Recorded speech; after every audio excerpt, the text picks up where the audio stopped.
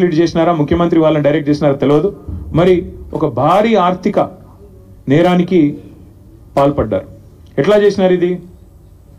ముఖ్యమంత్రి గారికి ఒక బీజేపీ ఎంపీ పూర్తి స్థాయిలో వెనుక ఉండి సహకరించి ఒక బ్రోకర్ కంపెనీని తీసుకొచ్చారు. ఆ కంపెనీ పేరు Trust Investment Advisors Private Limited అనే పేరుకు మర్చెంట్ బ్యాంకర్, బట్ చేసేది బ్రోకరేజ్. వారు ఈ కాన్సెప్ట్ వారికి చెప్పారు, మీకు ఎఫ్ఆర్బిఎంను బైపాస్ చేస్తూ మీకు డబ్బులు తెచ్చిస్తాము, మీరు దానికి గాను మాకు డబ్బులు ఇవ్వండి, ఆ తర్వాత మీ ఇష్టం ఉన్న వాళ్ళకు భూములు అమ్ముకోండి. ఇది ఓవరాల్గా స్కీమ్. దీనిలో అన్ని నిబంధనలు మొత్తం అన్ని చట్టాలు నిబంధనలు సుప్రీంకోర్టు తీర్పులు అన్నిటినీ తుంగలో దొక్కారు. ఆర్బీఐ గైడ్ లైన్స్ కూడా తుంగలో దొక్కారు. ఎట్లా? I will explain to you. ఈ ట్రస్ట్ ఇన్వెస్ట్మెంట్ అడ్వైజర్ అనే కంపెనీ వారికి రాష్ట్ర ప్రభుత్వం ఇప్పటికే 170 కోట్లు, దాదాపు 170 కోట్లు, 169 కోట్ల చిల్లర వారు ఇప్పటికే లంచం రూపంలో చెల్లించారు. వాళ్ళు సరే దాని కమిషన్ అంటారు, నేనైతే పక్కా చేసింది నేరం కాబట్టి లంచమని అంటున్నా. ఆ ట్రస్ట్ ఇన్వెస్ట్మెంట్ అడ్వైజర్ వాళ్ళు ఇంకొక ఫైనాన్షియల్ అడ్వైజరీ సర్వీసెస్ ఫామ్ ని ముంగడ పెట్టారు. బీకన్ ట్రస్టీషిప్ అనే కంపెనీని రంగంలో దించారు. ఇదంతా కూడా ఏంటంటే ఒక స్కీమ్ ప్రకారం. ఇక్కడ ఇంపార్టెంట్ పాయింట్, పేరుకు పోయిన సంవత్సరమే రాష్ట్ర ప్రభుత్వం మాకు సుప్రీంకోర్టు తీర్పు రాగానే ఈ భూమిని మేము 75 కోట్లు పర్ ఎకరం మేము టీజీఐఏసీకి బదలాయిస్తున్నామని చెప్పి ఒక జీవో ఇచ్చింది. కానీ జీవో మాత్రమే ఇచ్చింది తప్ప ఆ ల్యాండ్ను ఎలియనేషన్ చేయలేదు, సేల్ డీడ్ చేయలేదు, మ్యూటేషన్ కూడా కాలేదు. అయినప్పటికీ తనకు చెందని భూమి, మ్యూటేషన్ అయితేనే నీ పేరు మీదకి ఓనర్షిప్ వస్తేనే ఆ ల్యాండ్ నీదన్నట్టు లెక్క. ఇప్పుడు హెచ్ఈయూ కూడా అదే అంటున్నారు కదా, హెచ్ఈయూకి ల్యాండే లేదు, హెచ్ఈయూ ల్యాండ్స్ అన్ని మావే అని గవర్నమెంట్ ఎందుకు అంటుంది? ఎందుకంటే మ్యూటేషన్ కాలేదు కాబట్టి ఇంకా రికార్డ్స్ ప్రకారం నాదే ప్రభుత్వ భూమి అని ఈరోజు కూడా ప్రభుత్వం అదే వాదన చేస్తూ ఉంది. ఇవాళ ఇక్కడ కూడా అక్షరాల అదే జరిగింది. జనరల్గా ఇప్పుడు ఉదాహరణకి మీరు ఎవరైనా సరే వ్యక్తిగతంగా మనం ఒక ప్రాపర్టీ, మనకు ఒక ఇల్లు ఫ్లాట్ ఉందనుకోండి, లేదా ఒక ప్లాట్ ఉందనుకోండి, దాన్ని మీరు దాని మీద లోన్ తీసుకోవాలనుకుంటున్నారు తనఖా పెట్టి. జనరల్గా ప్రాసెస్ ఏముంటుంది?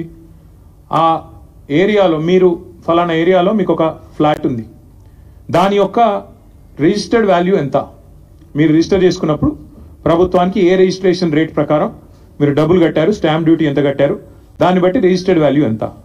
కాకపోతే జనరల్గా ఏముంటుంది, రిజిస్టర్డ్ వాల్యూకి జనరల్గా మార్కెట్ వాల్యూకి ఉండే కొంత అంతరం ఉంటుంది. ఆ మార్కెట్ వాల్యూ ఎంత, దాన్ని బేస్ చేసుకొని మీకు అల్టిమేట్గా లోను ఇస్తారు. ఎందుకంటే దాన్ని తనఖా పెట్టుకోనో లేకపోతే దాన్ని గ్యారంటీ కింద పెట్టుకొని మీకు ఇస్తారు. ఇక్కడ ఏం జరిగింది ఈ విషయంలో? ఒకటి కాదు, రెండు కాదు, అన్నిటినీ తుంగలో దొక్కుతూ ఈ ఫారెస్ట్ యాక్ట్ కానీ ఇందాక నేను చెప్పినట్టు అసలు ఓనర్షిప్ లేదన్న విషయం పక్కన పెట్టి TGIAC has no ownership of the land. TGIAC ఓ పేరుకు ఒక జీవో ఇచ్చారు తప్ప ఇంతవరకు సేల్ డీడ్ కాలేదు, ఎలినేషన్ కాలేదు, మ్యూటేషన్ కాలేదు. TGIAC is not the owner of the land. కానీ ఆ ల్యాండ్ను టీజీఐఏసీ, ఇక్కడ నేను ఊరికనేది మాట్లాడట్లేదు, this is the stamps and registrations department statement of encumbrance. ఏదైతే రేవంత్ రెడ్డి గారి ప్రభుత్వం ఈ భూములు తనకి కాకపోయినప్పటికీ ఏదైతే టీజీఐఏసీ ఆ బీకన్ అనే కంపెనీకి రాసిచ్చేసిందో దానికి సంబంధించిన వివరాలు.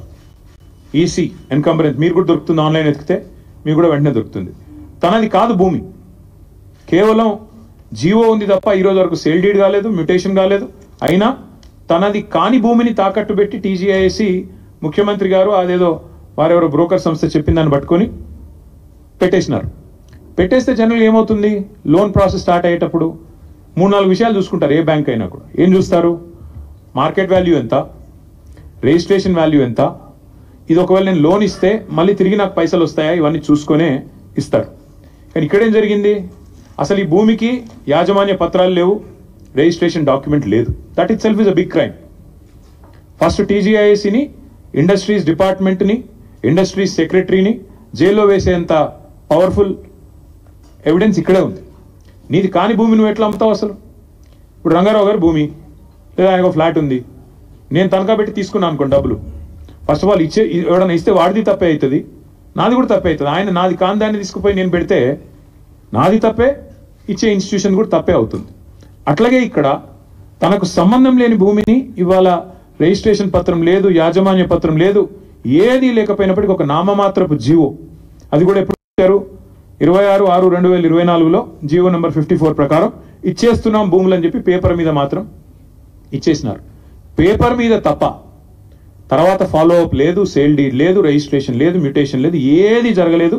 కేవలం టైటిల్ ట్రాన్స్ఫర్ కూడా కాకుండానే నాది అని టీజీఐసి బ్యాంకుల దగ్గరికి, బ్రోకర్ల దగ్గరికి పోయింది. That is the biggest crime number 1. రెండవది, ఈ మోసపూరితమైన ఈ ఫైనాన్షియల్ ట్రాన్సాక్షన్ ని ఆమోదించడం రెండో కుంభకోణం. అసలు సరే వీళ్ళు తప్పు చేస్తున్నారు, టీజీఐసి వాళ్ళు నాది కాని భూమి పెడుతున్నారు, ఇచ్చేవాడి కన్నా బుద్ధి ఉండాలి కదా, చూసుకోవాలి కదా, డ్యూ డిలిజెన్స్ చేయాలి కదా. కానీ ఆగమేఘాల మీద అసలు టైటిల్ చూడకుండా, ఓనర్షిప్ ఉందా లేదా చూడకుండా, ఈ మధ్యలో కూడా బ్రోకర్ ట్రస్ట్ అనేవాడు చెప్పాడు కాబట్టి బీకన్ అనే వాడికి ట్రాన్స్ఫర్ చేస్తూ టీఎస్ఐసి రాసిచ్చింది, వాళ్ళు తీసుకున్నారు. ఐసిఐసిఐ బ్యాంకు 10,000 కోట్లకు ఇచ్చేశారు. ఇక్కడ ఇంకా విచిత్రం ఏంటంటే, ఈ రోజు రిజిస్ట్రేషన్ డిపార్ట్మెంట్ ప్రకారం, స్టాంప్స్ అండ్ రిజిస్ట్రేషన్ డిపార్ట్మెంట్ ప్రకారం ఆ ఏరియాలో, కంచే గచ్చిబౌలి ఏరియాలో గజం విలువ 26,900. అంటే మొత్తం 400 ఎకరాలను మీరు గజాల వారీగా కొలిస్తే మొత్తం as per the government record 5,239,84,84 మాత్రమే.